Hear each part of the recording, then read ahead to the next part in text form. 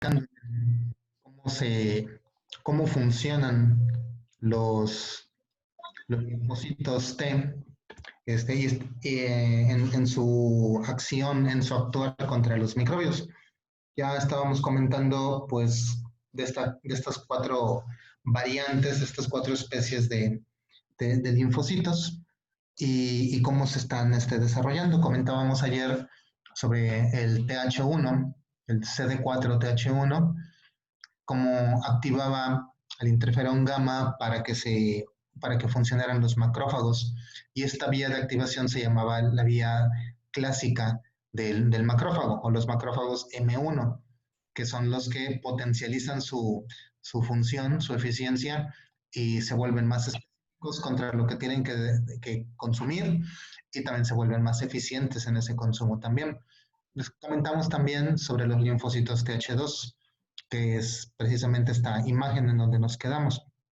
A su vez también señalábamos cómo, dependiendo del microbio presentado o el antígeno presentado por el tipo de infección, la célula virgen respondía produciendo cierto tipo de citocinas para actuar de manera definida.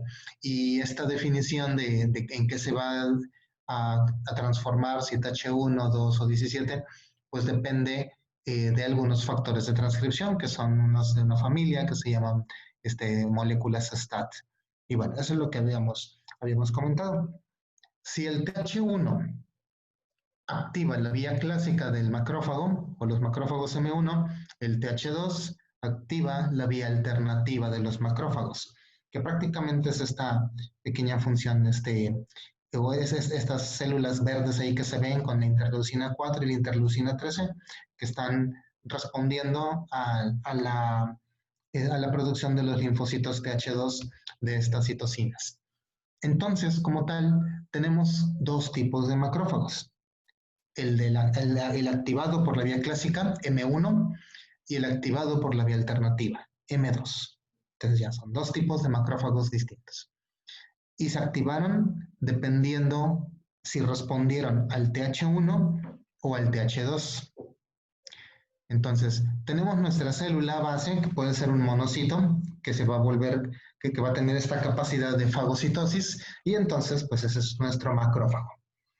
Si esta célula está recibiendo los estímulos del interferón directamente, o incluso de algunos receptores desde células que capturaron antígenos o capturaron microbios, células de la inmunidad innata que tienen receptores TLR, receptores tipo TOL, cuando activan el monocito para definirlo como un macrófago, ya, como una célula fagocítica, entonces, si es el interferón el que está presente de por medio, entonces el macrófago que se va a generar es un macrófago clásico, un macrófago M1.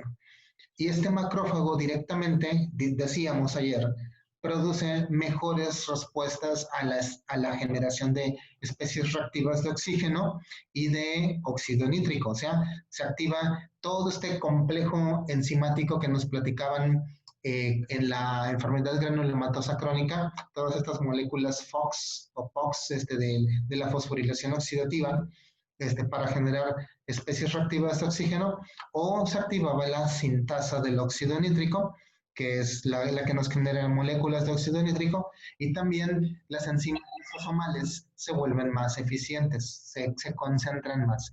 ¿Qué va a suceder? Pues entonces que todos estos productos que se generan se fusionan con el fagosoma, con el fagolisosoma, y pues matan a la bacteria que quedó ahí capturada en esos endosomas. Entonces lo vuelven más eficiente el macrófago. Un macrófago M1 es más eficiente para eliminar microbios. Y obviamente también el macrófago produce interleucinas o citocinas proinflamatorias, IL-1, IL-12, IL-23, que son proteínas que producen inflamación, e incluso también quimiosinas, enzimas o citocinas que también van a tener una capacidad pirógena, una capacidad de generar fiebre. Entonces, esto es la activación de la vía clásica por los linfocitos CD4-TH1. Pero si lo que se activó, si el tipo de microbio que se presenta genera a los linfocitos TH2, entonces el TH2 responde produciendo IL4, IL5 y IL13, de las cuales IL4 y IL13 van a transformar a nuestro monocito en un macrófago, pero activado por vía alternativa, o sea, un macrófago M2. Y el macrófago M2, más que andar matando microbios, más que andar fagocitando microbios, células, antígenos de este tipo, lo que va a responder es generando interleucina 10 y una citocina inflamatoria, inhibidora, que es el factor de crecimiento transformante beta, este TGF-beta. Entonces, este factor de crecimiento transformante beta genera lo contrario, o sea, efectos antiinflamatorios, disminuye la inflamación. Entonces, también la presencia de la interleucina 10 hace que los macrófagos M1 que ya estaban funcionando comiencen a inhibirse. Entonces, son citocinas antiinflamatorias. Y también el propio macrófago, que tiene esta capacidad de fagocitosis, comienza a fagocitar tejido o detritus de tejido muerto, de tejido lesionado, piel, músculo, y pues genera como tal o participa en el proceso de cicatrización y fibrosis. Cuando se pierde, por ejemplo, masa muscular, cuando hay una lesión cerebral por un infarto, por ejemplo, en un infarto directamente es una lesión, hay un proceso inflamatorio, pero son lesiones asépticas, no hay microbios. Ahí se generan macrófagos M2 y estos macrófagos M2 van a comenzar a eliminar ese tejido dañado y lo que se genera pues es la fibrosis, la gliosis en el caso del sistema nervioso central o fibrosis en el caso del músculo. Entonces, para esto nos sirven también. Y esto facilita que se restaure el tejido, porque al eliminar el tejido ya lesionado, el tejido no viable, pues entonces ahora sí se da paso a que las células comiencen nuevamente su mitosis y comiencen los nuevos tejidos a ocupar esos lugares que les corresponden. Entonces, la activación de los macrófagos es dependiente de las moléculas de los linfocitos T CD4. 1, M1 o M2, pues dependerá si es el TH1 o el TH2 y por ende las citocinas específicas. Entonces, como mencionaba, dependiendo lo que haga falta, dependiendo la necesidad, es que nuestro linfocito T virgen va a generar linfocitos TH1 o se va a definir como un TH2. Y dependiendo de lo que se defina, es que se generará o más interferón gamma y factores de necrosis tumoral o más interleucina 4 o interleucina 13. Ya sea que uno estimula la fagocitosis y otro inhibe directamente al macrófago y con lo que sería pues, la vía clásica y la vía alternativa. Nada más. Entonces, eso es como podríamos estarlo señalando. Por otra parte, tenemos el TH17. El TH17 se va a generar ante que la célula presentadora de antígeno, la célula dendrítica, lo que presente sea antígenos procesados, proteínicos, antígenos procesados, pero de microbios extracelulares, no de los intracelulares son del TH1, el extracelular son los TH17, y esto incluye también hongos. Entonces, infecciones por hongos e infecciones por bacterias extracelulares se van a generar CD4-TH17. Y estos CD4, obviamente, como lo vemos aquí arriba, el linfocito T virgen, ese rojo, con la célula presentadora de antígeno que le está mostrando ahí los aminoácidos del microbio, pues obviamente el linfocito responde generando interleucina 2 para multiplicarse y otras citocinas también inflamatorias, pero ya que se genera el linfocito TH17, ahora el linfocito TH17 produce interleucina 17, interleucina 21 e interleucina 22. De estas, las que revisten más importancia serían la 17 y la 22. ya que la 21 muchas veces la dejamos más para el linfocito T folicular operador folicular, que esta interleucina 21 es la que participa en el cambio de isotipo de los linfocitos B, cuando hay esta cooperación linfocito B, linfocito T. Entonces, el linfocito TH17 produce la citocina 17, obviamente, y esta interleucina 17 lo que va a facilitar es un mayor reclutamiento de linfocitos, de leucocitos, de células fagocíticas. Esta interleucina 17 actúa directamente en tejidos, en epitelios dañados o donde esté cerca la lesión, donde están llegando los microbios, y estas células que van a responder a la interleucina 17 del TH17, pues van a generar nuevas citocinas. Y estas citocinas van a ser prácticamente quimiocinas, o sea, citocinas o interleucinas que van a atraer a más macrófagos, a más neutrófilos, lo que va a incrementar la inflamación y van a llegar más células para apoyar a la fagocitosis de microbios extracelulares. Eso es lo que haría la interleucina 17. Pero además, también el TH17 genera interleucina 22. Y esta interleucina 22 va a participar también en la destrucción de microbios prácticamente porque ayuda al epitelio a que se generen más defensas, a que se engruese todavía más esta capa mucosa, a que se generen defensinas, que se generen catalicidinas que platicábamos en su momento como antibióticos naturales, y entonces se mejora, se hace más eficiente la función de la barrera epitelial. Entonces refuerza, digamos así, los efectos de la barrera de nuestros epitelios. Y se generan estos antibióticos naturales, estos péptidos antimicrobianos. Entonces, esas serían las funciones clásicas de los linfocitos T, los CD4, los cooperadores. Como tal, directamente el linfocito no va y mata al microbio, sino que el linfocito ejerce funciones de capacitación y mejora para otras células para que hagan eso mismo. Entonces, por eso sus funciones efectoras son de cooperación, de mayor eficiencia ante las infecciones.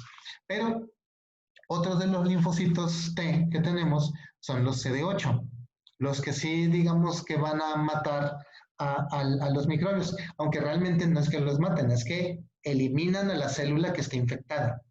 Entonces, cuando veíamos ahí una caricatura en las primeras clases, cuando señalábamos las diferencias entre el CD4 y el CD8, y llegaba la célula infectada con microbios, y delante del CD4, y el CD4 decía, pues toma estas citocinas para que te mejores, y genera interferona.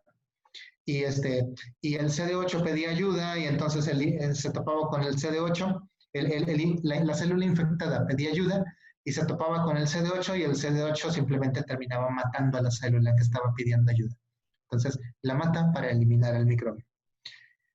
Si resulta que tenemos un microbio que lo están capturando los macrófagos y las células dendríticas, pero resulta que lo capturan, lo engloban en estos endosomas para fagocitarlo, pero resulta que ya que lo tienen ahí fagocitado o lo tienen englobado en el citoplasma, el microbio se sale de ese endosoma y ahora anda navegando libremente por el citoplasma de la célula fagocítica, pues entonces ya no sirve de nada realmente esa célula. No está funcionando la respuesta inmune mediada directamente por los CD4 o no está siendo tan eficiente.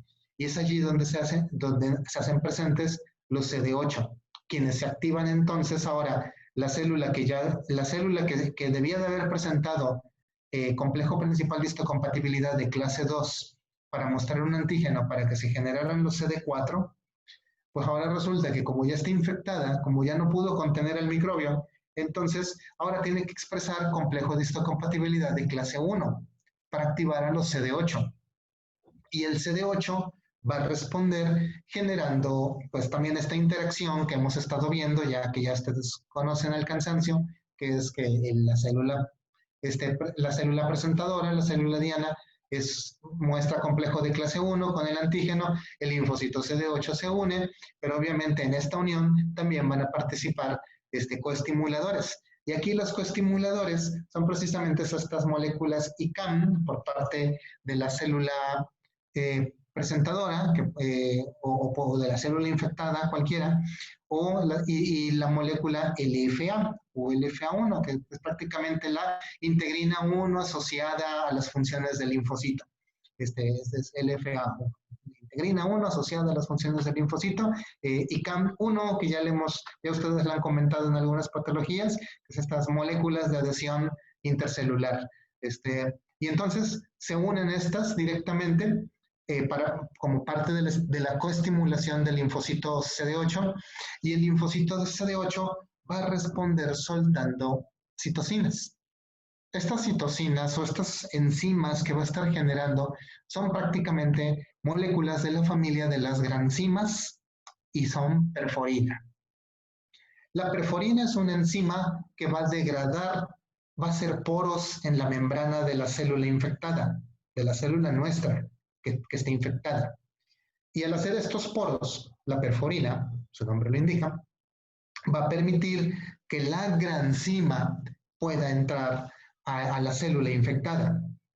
Las granzimas directamente, que son prácticamente como enzimas granulares, si se les denomina también, proteínas granulares, las granzimas van a activar a las caspasas que hay al interior de la célula.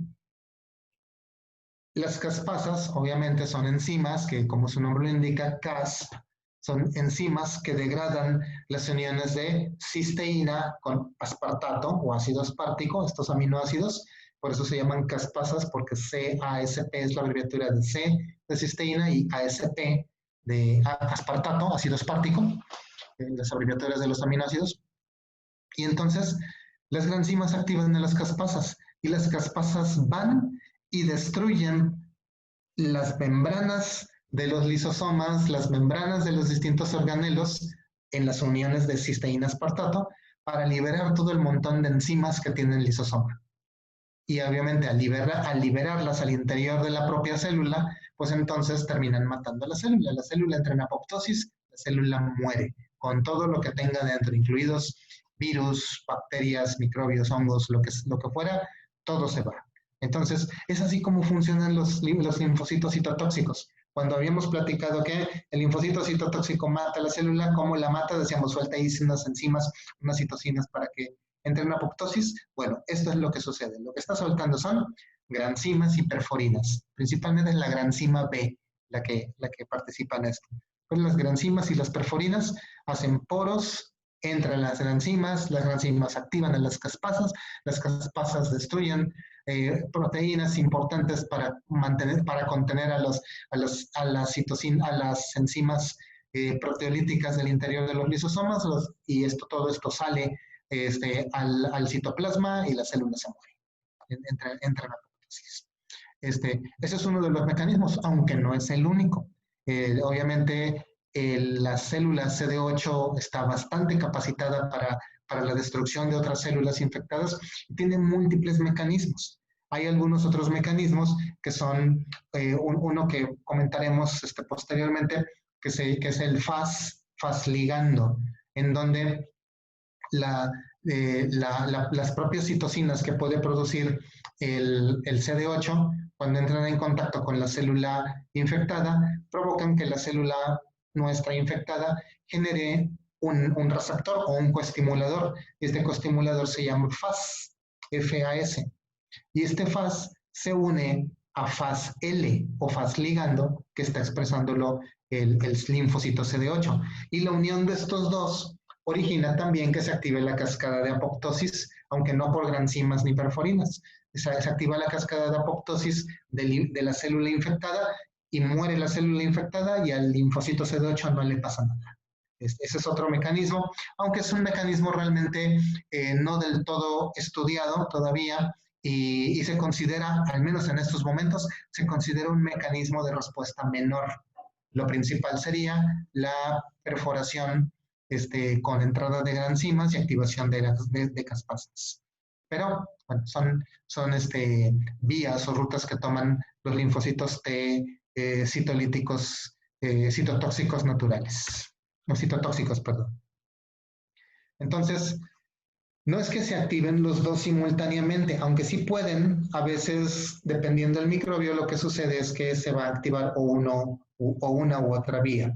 De manera natural, los que se activan son los CD4, porque son los que van a tener más funciones y sueltan más citocinas que van a comunicarse con muchas más células, mientras que el citotóxico, pues su función es ir y matar una célula. Entonces, cuando entra el microbio al cuerpo, o el microbio es fagocitado, procesado, etcétera, y se presenta a los linfocitos, al que se presenta de manera habitual es al linfocito CD4, para que dependiendo lo que sea, pues se formará la estirpe histológica necesaria, TH1, 2 o 17. Aquí en el ejemplo, pues vemos a un linfocito CD4 que como nos están produciendo interferón gamma, entonces entendemos que es un TH1.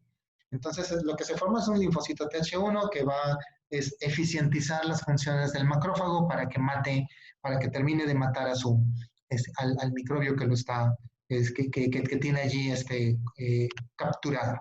O sea, considerando que el macrófago está funcionando bien, pero hay que hacerlo que funcione mejor.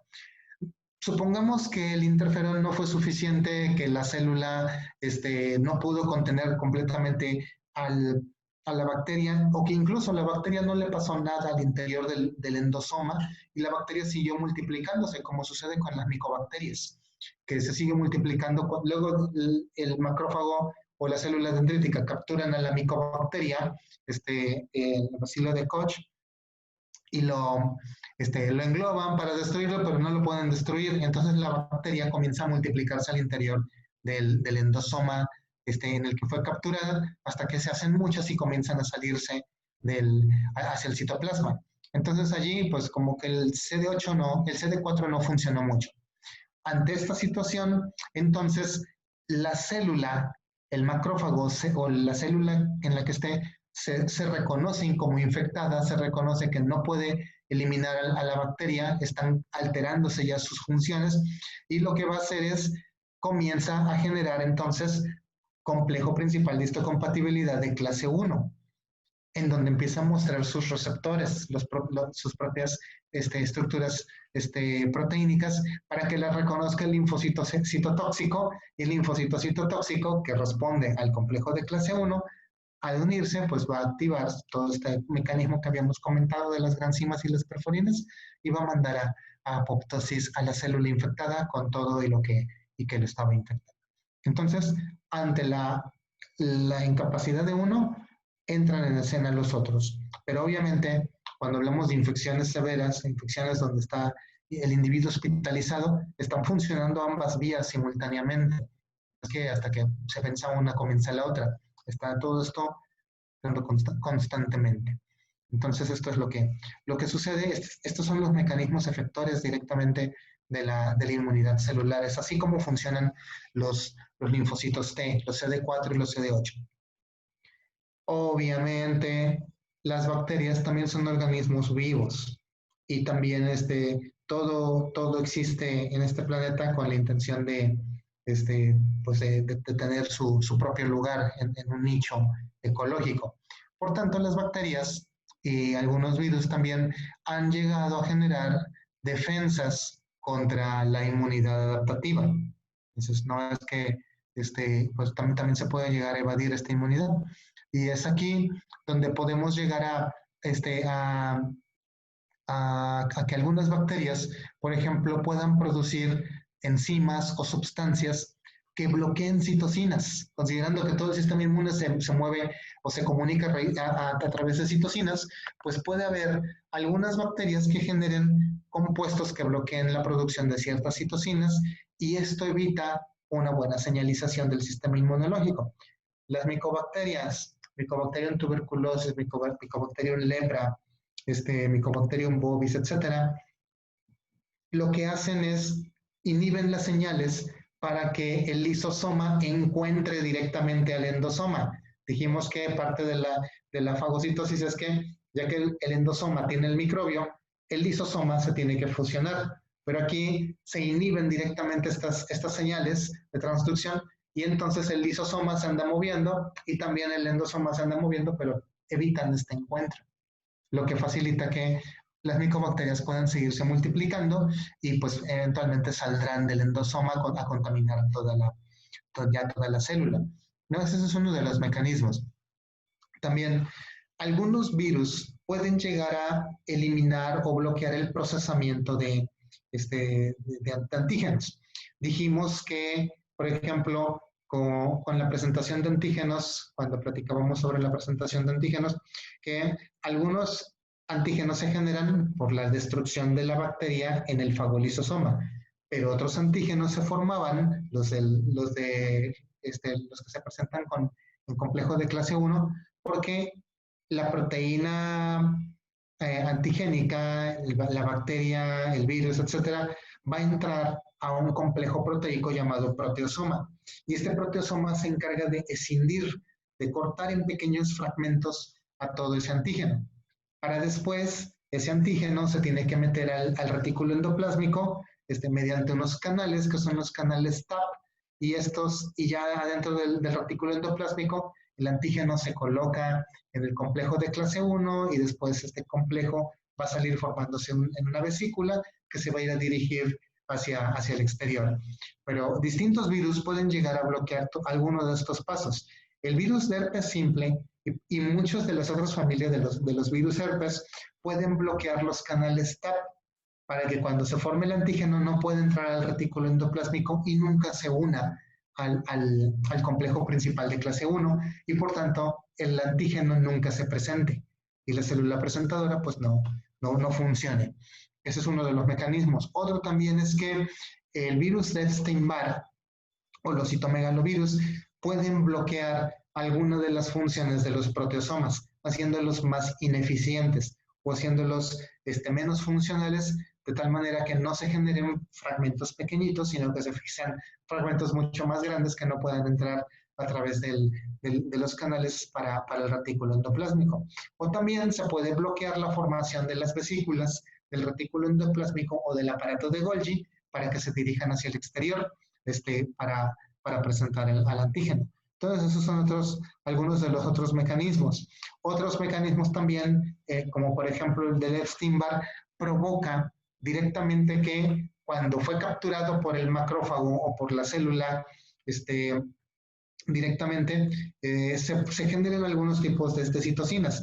Lo común es que el macrófago activa un linfocito T, el linfocito T genera un TFH, un folicular cooperador, que va a activar al linfocito B, y el linfocito B genera citocinas y hace cambio de isotipo para generar anticuerpos.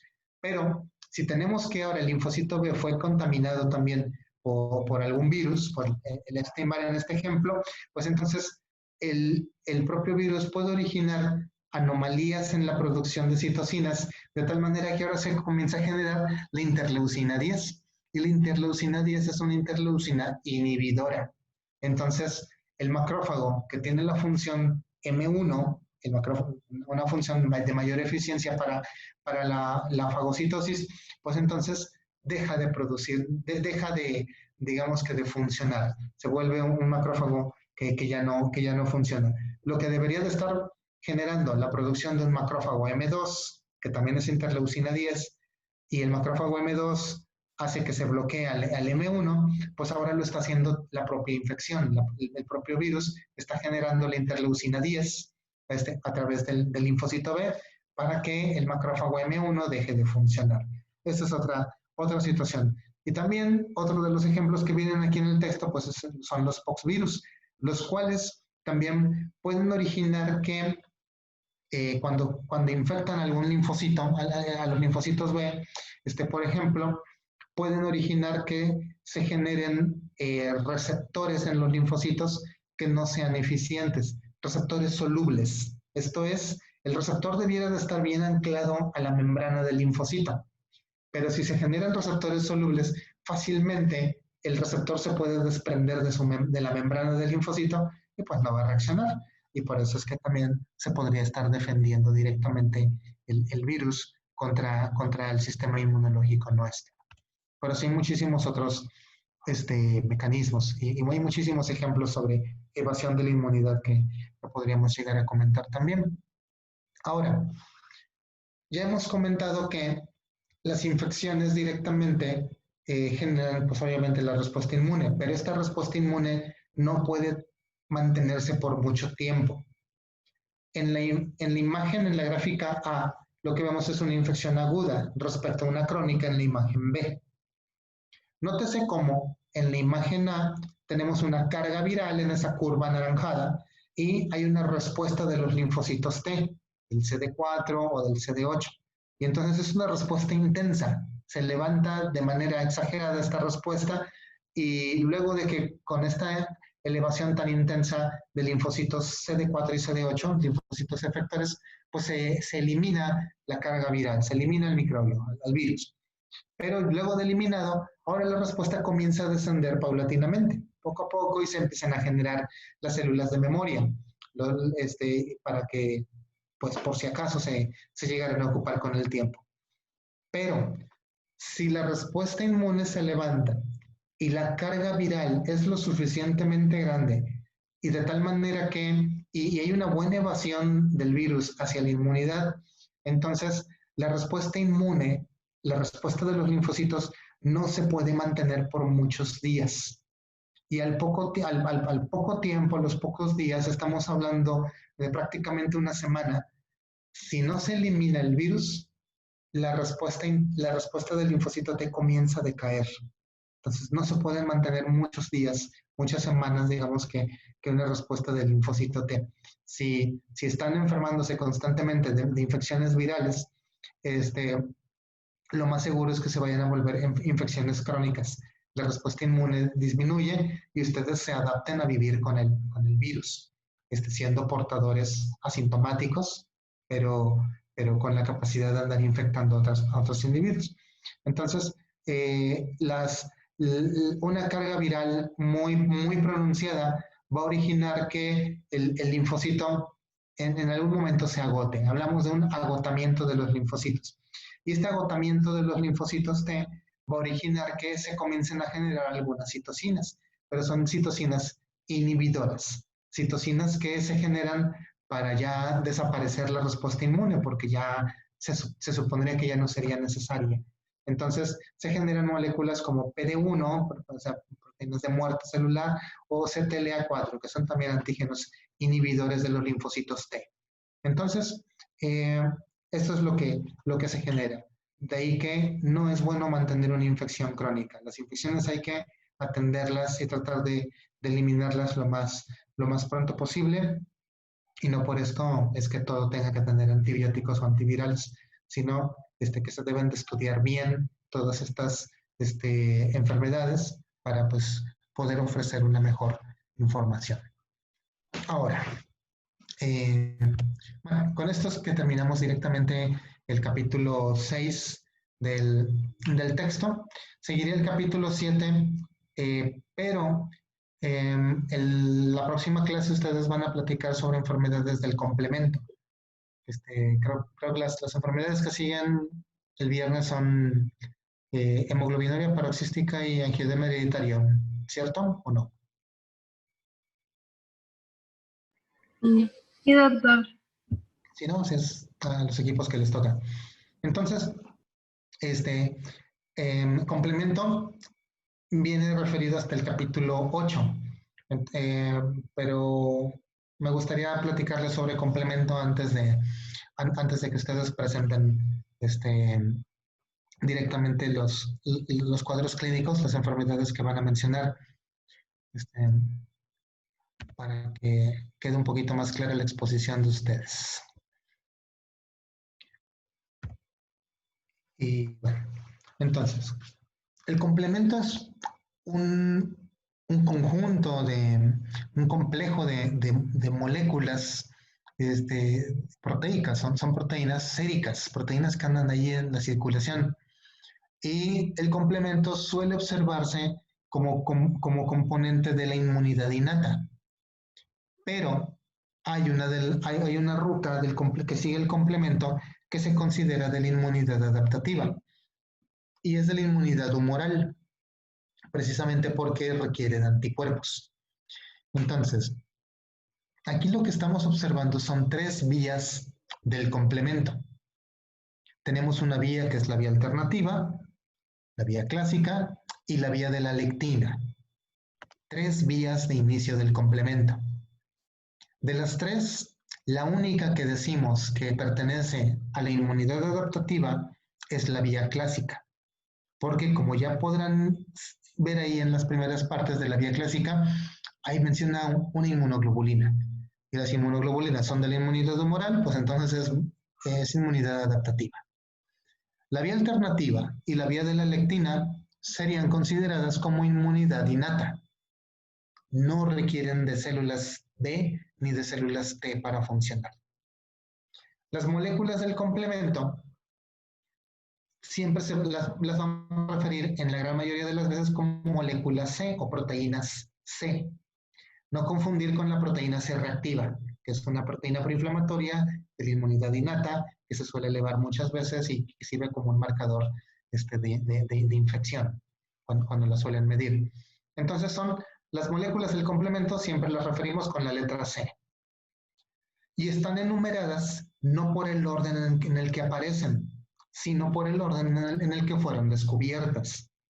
Por eso es que no pueden seguir así como que la ruta del complemento, solamente como que por la molécula 1 activa la 2 y la 2 activa la 3 y la 3 activa la 4. Es lo mismo que como de la si es que la vieron en patología o en algún, y si no, pues seguramente en hematología tendrán que verla, porque es bien interesante también la cascada de la coagulación. Hay mucho que platicar sobre esa. Bueno, entonces, la vía alternativa, la más, no quiero decir la más clásica, que es la vía clásica, pero la vía alternativa es la más, y que no de células T, ni linfocitos B, ni nada, es inmunidad innata. En circulación tenemos la molécula C3. Esta molécula C3 es la inicial de la cascada del complemento en la vía alternativa. ¿Y qué es lo que hace C3? Pues resulta que tiene unidad para superficies con lipopolisacáridos, o sea, superficies bacterianas. ¿Qué es lo que sucede? Entra un microbio a nuestro cuerpo, dio una barrera, lo que sea, los microbios, hay, digamos, todas las rutas metabólicas, pues hay microbios para. Y entonces, el microbio, como tiene lipopolisacáridos en su membrana, hacen que la 3 se una a la membrana microbiana. Desde el microbio se une C3. Ya que se une, entonces va a ser escindida, ser cortada. Aquí voy a hacer una palabra que es escindir. Es un corte. Entonces, escindir dos productos, 3A y 6B. 3A es una molécula que se va a quedar en la circulación, se va a perder en la circulación, seguirá ahí para otra cosa no servir. Pero C3B es el fragmento que ya quedó anclado a la membrana de la bacteria.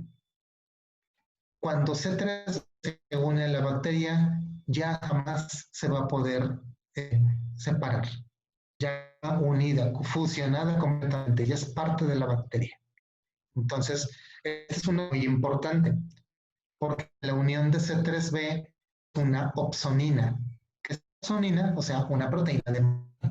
Cuando C3B se une al microbio, los macrófagos pueden ir en contra de ese microbio, porque van a entender que C3B se puede unir. Entonces, los macrófagos que son receptores de C3B, y cuando C3B está activado en el microbio, los macrófagos siguen los fagocitos del microbio para comerlo, para fagocitar. Pero lo que sucede es que llega el macrófago, si no, no importa, porque C3B, cuando se une, permitir que se una otra proteína. o va a ser el punto de unión para otra proteína, digamos que es el estímulo para que llegue una proteína que se llama factor B. Este factor B a veces simplemente lo ven como proteína W, BP, se ve ahí en morado ese cuadrito.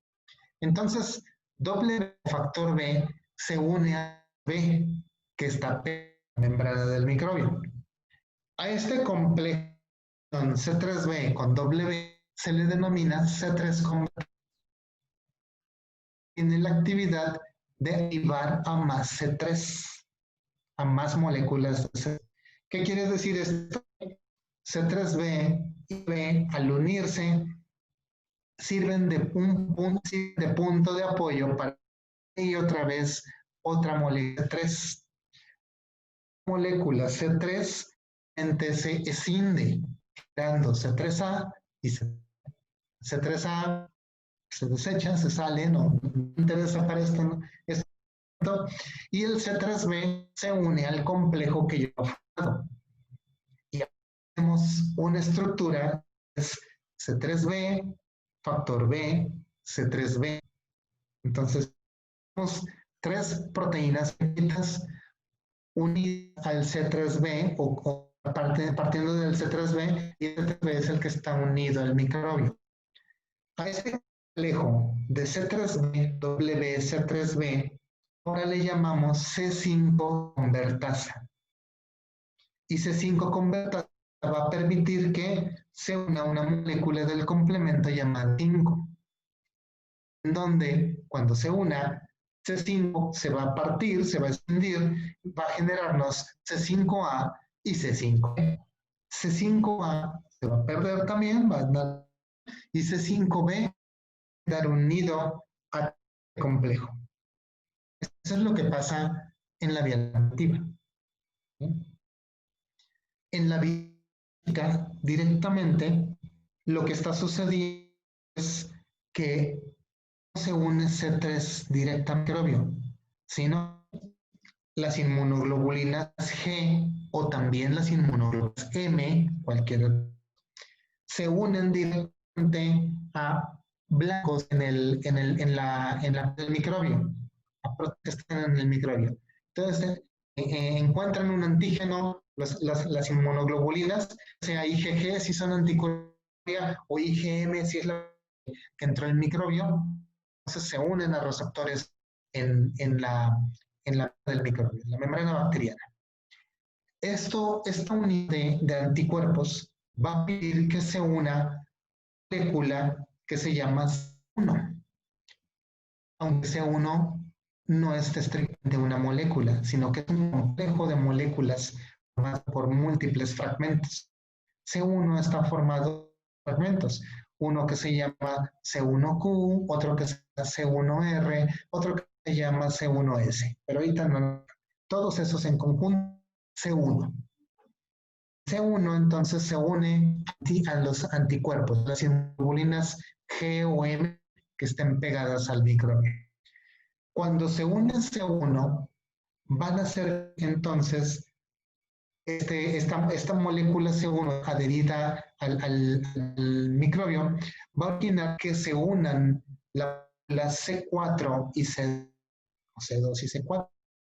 C2 se va a escindir, dándonos C2A y C2B. De la que nos interesa va a ser C2A. Y C4 también se va a escindir, generándonos C4A y C4B. Entonces C4A se va a ir a la relación y C4B es quedar unida a la membrana del microbio.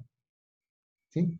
Notas en la imagen como C4B pegada mediante un tallo a la membrana bacteriana, porque en la vía alternativa hacia eso.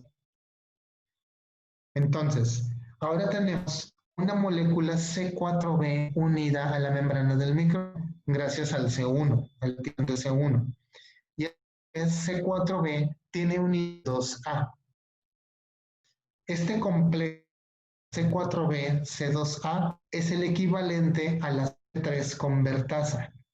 O sea, el complejo C4B, C2 va a servir para que sea molécula C3 como en la vía alternativa. Y C3 va a romper, se va a escindir en C3A y C3B, C3A se sale y C3 se queda adherido. Y ahora tenemos un complejo C4B, C3A, C3B. Y estas tres moléculas sirven de punto para C5, que se va a escindir, C5 va a la circulación y C5B se queda. Esto es, digamos que, parte de la vía. En el caso de la vía de la lectina, que también es inmunidad innata, que no está utilizando anticuerpo, aquí vemos como una molécula que es la lectina, y la lectina se une a proteínas que terminan en manosa en la bacteria.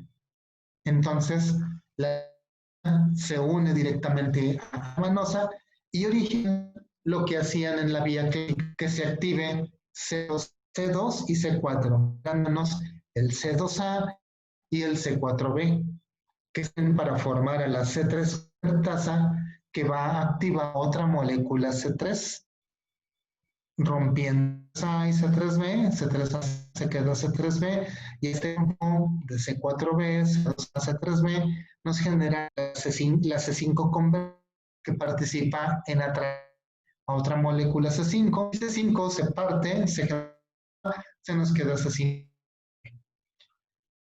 O sea, al final de las tres vías se genera siempre la unión de un C5A que se pierde y se nos forma un C5, pero es el inicio de las tres vías. Falta el final. Entonces, así son las tres vías. Alternativa, la vía clásica y la vía latina. Conocidas al final, pero al principio se generan distintos, tienen etiologías diferentes de activación, pero todo esto ahorita es la cascada del complemento. Entonces, es inicios, alternativo, clásico y lectina. El final es uniforme para las tres. ¿Qué es lo que sucede? Pues aquí nos están dando vía alternativa, pero puede ser clásica o puede ser la de la lectina. Se nos generó todo este complejo de 5 convertasa y este C5 convertasa generó el C5A. Resulta que todas estas decíamos que se iban a la circulación, C3A, C4A y C5A son moléculas proclamatorias, moléculas que funcionan igual que las interleucina 1, interleucina 6, provocar inflamación. Entonces, esas tres moléculas que se estaban saliendo, que se salían, producían inflamación. Mientras B, cuando directamente servir como punto de apoyo para que lleguen otras dos moléculas, que son C6 y C7. C6 y C7 se escinden, no, al contrario, C6 y C7 se unen, siendo C6 como punto de apoyo para C5, 5B, y C6 y C7 se anclan a la membrana de la bacteria, quedan sumergidas en la membrana de la bacteria. La unión de C6 y C7 llama a C, que también se une directamente a este complejo y también es una proteína transmembranal a la membrana de la bacteria. Estamos hablando de la membrana plasmática o de la pared bacteriana. Cuando llega C8 al complejo, entonces este es el estímulo final para que lleguen múltiples moléculas de C9. Y estas C9 son moléculas más grandes que van a unirse partiendo del C8, se van a unir cerca de C8 y se va a incorporar atravesando toda la membrana de la bacteria. Pero como son muchas, van a generar un poro, van a hacer un orificio de la bacteria. Y por oficio va a comer los solutos al interior de la bacteria, la van a hinchar y la van a romper. A este conjunto de moléculas C5, C6, C7, C8 Todo este complejo de poro que se hace por C9 se le denomina complejo de ataque de membrana o MAC. Entonces, esto origina de la bacteria. ¿Cómo hay todo un mecanismo para hacerle hoyos a la bacteria? Eso es lo que está haciéndose directamente. Se está perforando la bacteria. Grandes canales de agua para que entren soludos, para que entren iones que van a terminar hinchando la bacteria y la rompen. Así funciona. Realmente el complemento también, además de la lisis bacteriana, de la lisis de la célula por complejo de ataque de membrana, también tiene funciones de inflamación, también tiene funciones de marcaje o de ozonización. Entonces, podemos decir que hay funciones directamente del complemento, que es la ozonización, lo que les comentaba que uniéndose C3b al microbio ya no se para, y esto permite que los fagocitos, los macrófagos vayan a buscar el C3 que va pegado al microbio y pues lo fagocitan todo. La formación de este poro, como en la imagen B, la formación del poro, del complejo de membrana, por originar una lisis de la bacteria. O la formación de moléculas proinflamatorias para favorecer el mayor reclutamiento de glóbulos blancos para que en el ataque contra las bacterias. Si nosotros tuviéramos que decir cuál es la función más importante del complemento, tenemos que decir que es la opsonización, porque es la que cuando se presenta, antes de que se forme todo un combo de ataque, antes de que se anden encendiendo de proteínas para la inflamación, lo primero que sucede es que hay un marcador y ya con eso los macrófagos pueden ir directamente tras el microbio.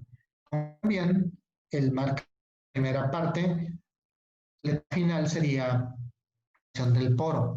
Y entre esto están generando moléculas proinflamatorias para mayor reclutamiento y activación de otros leucocitos, neutrófilos. Entonces, estas son las tres funciones del complemento.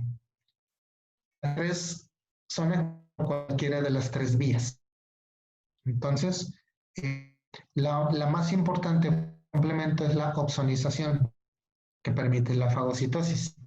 Pero el complemento también hace por de las bacterias información para que lleguen más leucocitos al apoyo. Entonces, ¿cómo funciona? Eso es lo normal, lo que debiera de suceder realmente en el complemento. ¿Podemos medir el complemento? Sí se puede medir.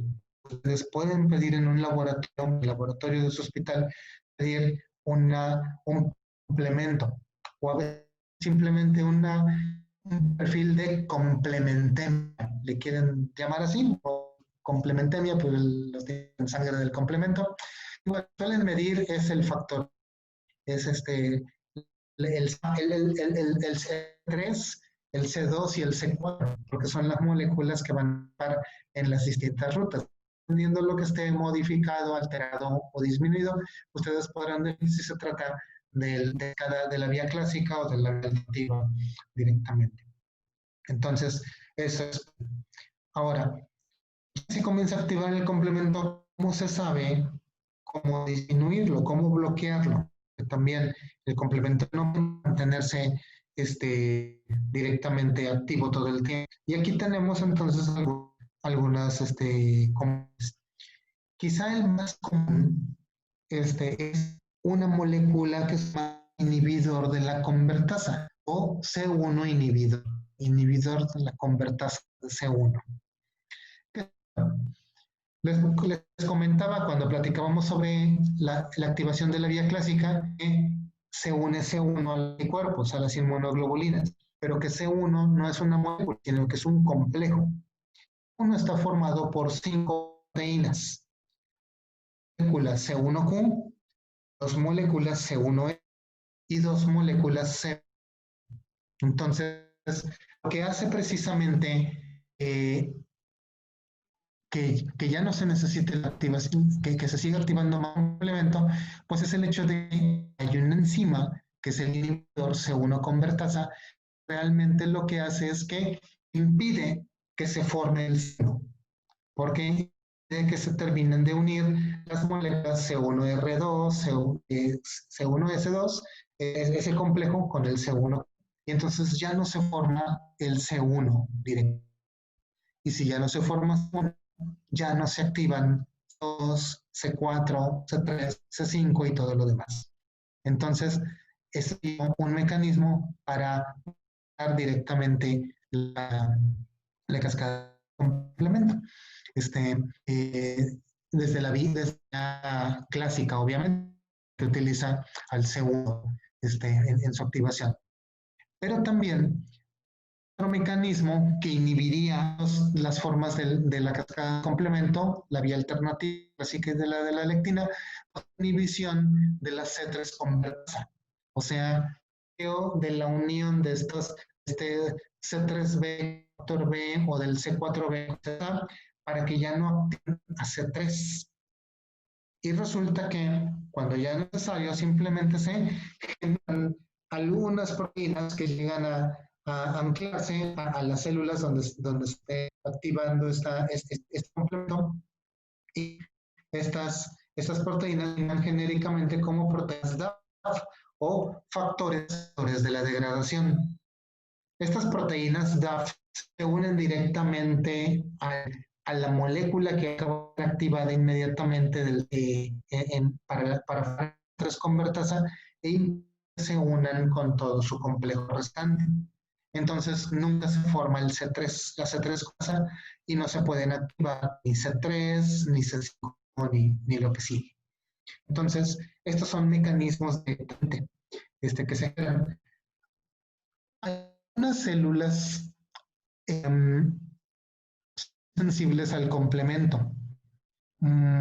Algunas de la sangre, principalmente aquellas pueden usar moléculas inhibidoras o citocinas, como las inmunoglobulinas, como los glóbulos rojos en el núcleo.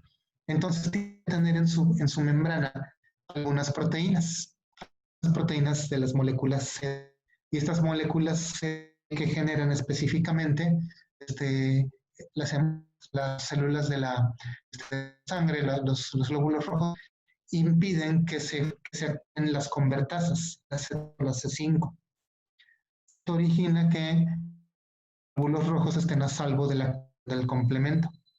Pero a veces, por errores genéticos, pueden los glóbulos rojos no tener funcionando bien estas moléculas C y entonces son susceptibles de ser destruidos por el complemento, lo que genera algunas patologías como el angioma hereditario. Son vías genéticas en donde no se forma bien habitualmente uno convertasa, como la hemoglobinuria paroxística nocturna, donde no se generan bien señales para inhibir el complemento de convertasas. Y entonces, no es que el complemento esté funcionando bien, pero no inhibiendo.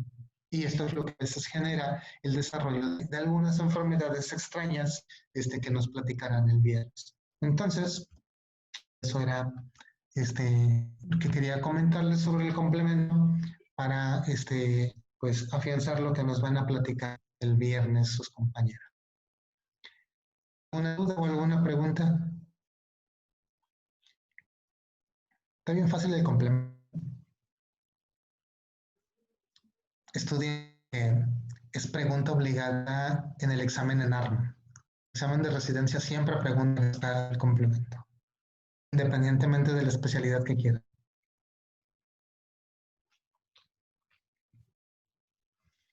Y es bien interesante cómo funciona. Todas son cascadas, siempre interesantes porque muestran toda una serie de sucesos que tuvieron que generarse para que funcionara una. Muy bien, pues aquí voy a dejar el capítulo 6 prácticamente. Comentamos un poquito del 8. El viernes vemos las participaciones de sus compañeros y pues la siguiente semana continuamos con el capítulo 7. Entonces, nos vemos, jóvenes. Nos vemos. Luego. Sí.